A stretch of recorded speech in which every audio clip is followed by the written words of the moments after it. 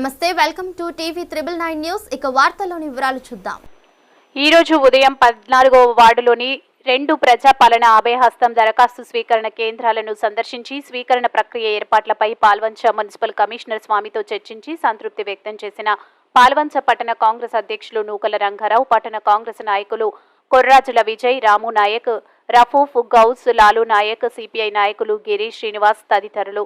ఈ సందర్భంగా నూకల రంగారావు మాట్లాడుతూ అప్లికేషన్లు ఆర్పీల ద్వారా మాత్రమే ఇంటింటికి పంపిణీ చేయాలని, వేరే వ్యక్తుల ద్వారా కానీ ఆర్పీలకు సంబంధించిన కుటుంబ సభ్యులు కానీ ఇవ్వకుండా జాగ్రత్తలు పాటించాలని కమిషనర్కి విజ్ఞప్తి చేశారు. దయచేసి ఫామ్ ఇచ్చే వ్యక్తి ఆర్పీ అయితే ఆథరైజ్డ్ ఉంటే ఇబ్బంది లేదు, అంతేగాని ఆర్పీ కాకుండా ఆర్పీ కొడుకులు వాళ్ళ ఫ్రెండ్స్ వాళ్ళ మనవాళ్ళు, ఎందుకంటే వాళ్ళు వేరే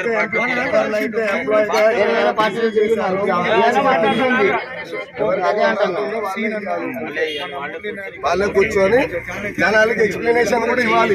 నిన్న కమిషనర్ గారి దగ్గర కూడా చెప్పడం జరిగింది. నాట్ లైక్ బ్లాక్, ఏదైనా తెలుస్తుంది అని చెప్పాలి. అందరు తెలియగల మేధావులు ఉంటారు కదా, కొంచెం ఎడ్యుకేట్ అంతే. మేము అడిగేది ఇన్ని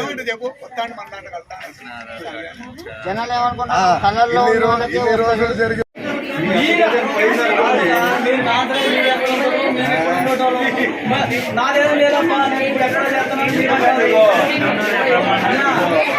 అప్లికేషన్స్ అన్ని ఆన్లైన్ చేస్తున్నాము. మళ్ళీ భరోసా మాకు ఉండాలి. చెప్పిస్తా అంటే మళ్ళీ 100 మంది మళ్ళీ కనుక్కుంటారు.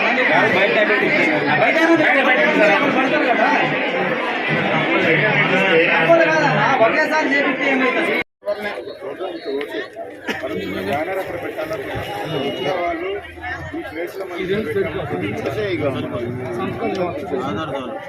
పెట్టండి, ఒకటి అవసరం లేదు, సరిపోతుంది, అన్ని బాగానే ఉన్నాయి. మరిన్ని వివరాలు భద్రాద్రి కొత్తగూడెం డిప్యూటీ సీఎం అల్లు భట్టి విక్రమార్క